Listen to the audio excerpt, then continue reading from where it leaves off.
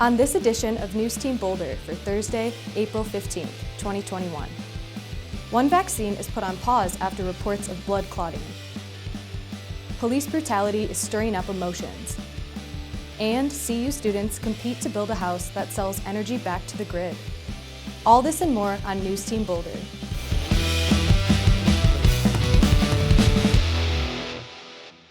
There's been a setback in the U.S. vaccine program as COVID cases continue to rise. Welcome to NewsTeam Boulder. I'm Grace Karaginas. Center for Disease Control vaccine advisors say they need more time to make a recommendation about the Johnson & Johnson vaccine. It's currently on hold after reports of rare but serious blood clots in a handful of women. Members of the Advisory Committee on Immunization say they need more information before they make a decision. The group is scheduling another meeting, but staff say that doesn't mean the committee will make a recommendation then. Dr. Anthony Fauci notes pausing administration of the Johnson & Johnson vaccine isn't the same as canceling it. He says he doubts the pause will last weeks or months. Experts say there's no cause for alarm. The 6 cases of blood clots represent a handful of the nearly 7 million people who received the Johnson & Johnson vaccine. But the CDC says it's seeking to ensure that healthcare providers are prepared to treat blood clots if they occur. The pause in the Johnson & Johnson vaccine is not expected to have an impact on the White House's vaccination plan. Boulder County is likely moving to level blue on the COVID dial this Friday, April 16th. Since Colorado's COVID dial expires this week, there will be a shift from state to local control of pandemic response. Boulder County will be adopting a new framework and will move to level blue if it can keep the positivity rate below 7.5%, and if current cases do not exceed 300 cases per 100,000. The county will stay at that less protective level for the next 30 days and transition to a level clear on May 16th if new hospital admissions remain low. Level clear would last for 90 days and would be an observation period under the public health order. Under level clear, local capacity restrictions are no longer required but may be encouraged. Masks may still be required under state or local order, and if the state continues any orders, those restrictions will still apply in Boulder County. Blaming the pandemic for its financial woes, Alfalfa's Market closes its last store for good. Its lone remaining store in Louisville will shut its doors permanently. In documents obtained by BizWest, the grocer owed hundreds of vendors over $4 million as of mid-March. Half of those debts are more than 90 days past due. Last week, a judge ordered the company and co-founder, Mark Retzloff, to pay nearly $1.5 million on a defaulted $5 million credit line. First opened in 1979, the store in Boulder closed its doors for good in February. The winter is finally over, and spring season is in full effect. NewsTeam's Evan Batty tells just what this means exactly. It's almost time for bears to come out of hibernation. This time, bears commonly come down from the mountain looking for food. It's important that students and faculty know what to do and what not to do when addressing these large animals. The University of Colorado released some bear safety tips as bears are sporadically seen in the Boulder foothills and on rare occasions on campus. They're going to be coming out of hibernation probably late April into May when it starts warming up. They basically wake up starving. Their main objective is to get food anywhere they can. That's when it gets them into trouble. They get into garbage cans around Boulder. Do not feed the bears, and be responsible about any bird feeders you have. Also, keep all bear-accessible windows and doors closed. If you see a bear on campus, call 911. For more tips how you can keep yourself and your herd safe, go to colorado.edu.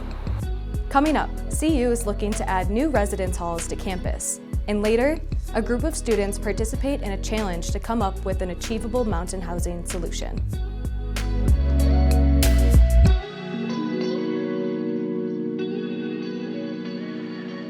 Welcome back. Have you ever tried a 3-minute breathing space practice? This mini meditation is very useful when negative thought patterns arise to reconnect with the present moment. With everything going on in the world, life can feel overwhelming. Here are 3 steps provided by the Crown Institute to help you cope with these challenging times of grief and shock. Step 1. Awareness. Focus your attention on what is in your awareness right now. Ask yourself, what thoughts are present? What emotions are present? Whatever you notice is okay. Step 2. Gathering.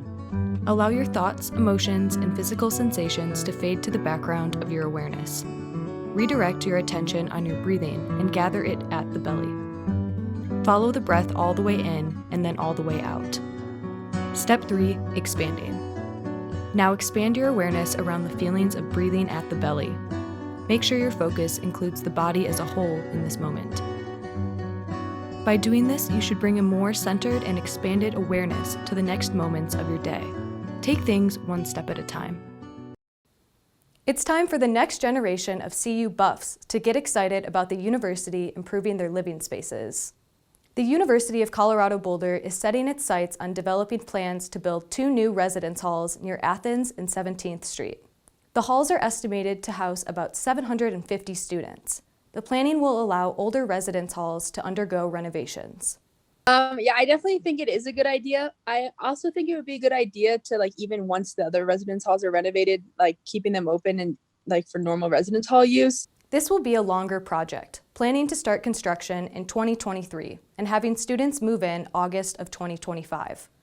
Both of these halls would cost roughly together over $170 million.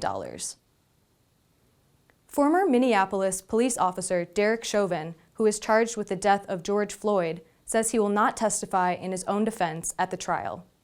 The impact of the trial is seen by advocates as one of the most crucial civil rights cases in decades, and the conversation around it continues to spread across the country.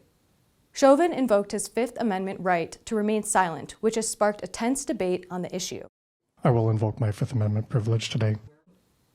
Had he chosen to testify, prosecutors would have been allowed to cross-examine him. For now, the defense will rest until closing arguments begin on this upcoming Monday. Earlier this week, a white police officer fatally shot a 20-year-old black man in a Minneapolis suburb, about 10 miles from the courtroom where Officer Derek Chauvin is on trial for the death of George Floyd. Officer Kim Potter shot Dante Wright in a routine traffic stop. The shooting was said to be an accidental discharge, when the 26-year police veteran said she intended to deploy her taser but drew out her pistol. Potter and Police Chief Tim Gannon both submitted their resignations. However, Potter has now been charged with second-degree manslaughter. The killing on Sunday is third high-profile death of a black man by police in the Minneapolis area in the last 5 years. Attorney Ben Crump, who specializes in civil rights and wrongful death lawsuits, said in a joint press conference that it's unimaginable this killing by police would take place at a time when another police officer is on trial. I could not fathom that in Minneapolis, Minnesota, a suburb 10 miles from where the Chauvin trial regarding George Floyd was taking place, that a police officer would shoot and kill another unarmed black man. It's something that if you told me and I didn't see little Dante's face and his grandmother crying, I wouldn't believe it. Because if ever there was a time when nobody in America should be killed by police, it was during this pinnacle trial of Derek Chauvin. Coming up after the break, we'll take a look at the weather for today and over the weekend. And later, it's National Banana Day.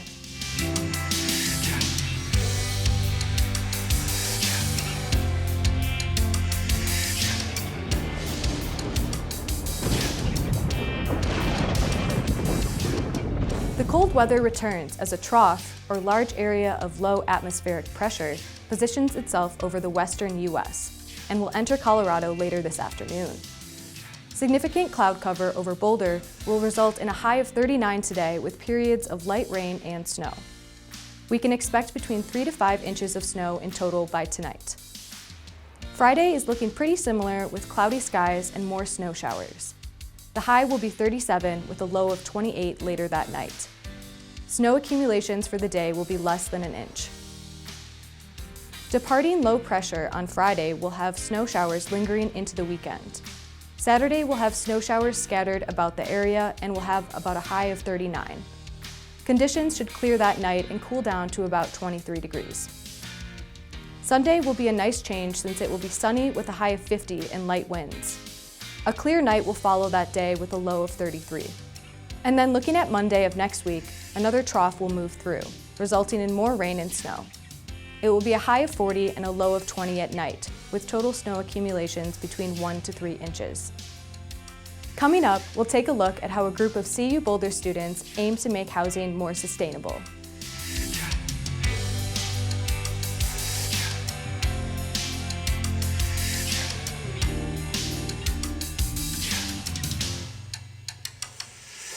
It's time to shine a light on an appealing fruit. Thursday is National Banana Day. The popular yellow snack item is low-fat, low-calorie, and full of fiber and potassium. Bananas also boast plenty of vitamins, including B6 and C. And it's okay if some bananas start to grow brown on your kitchen counter. Bakers often use browning bananas in foods like banana bread and muffins. A group of CU Boulder students are competing in the Build Challenge against 9 other teams from the US, as well as teams from the Netherlands, Chile, and Canada. This team created a house built on sustainability, performance, attainability, resilience, and community. They called it the Spark House, which aims to address the housing attainability crisis and construction challenges faced by mountain towns across the country. It will be judged in 10 contests, ranging from architecture and energy efficiency to the health and comfort of a building's residents. The Build Challenge will start today and go through April 18th of 2021. While CU Boulder secured first place in both the inaugural 2002 event and again in 2005, a team of buffs hasn't competed since 2007. However, 10 years later, a spark was lit. That's it for NewsTeam Boulder. Follow us on Twitter at NewsTeam Boulder and on YouTube. Stay safe, everyone, and we'll see you again next week.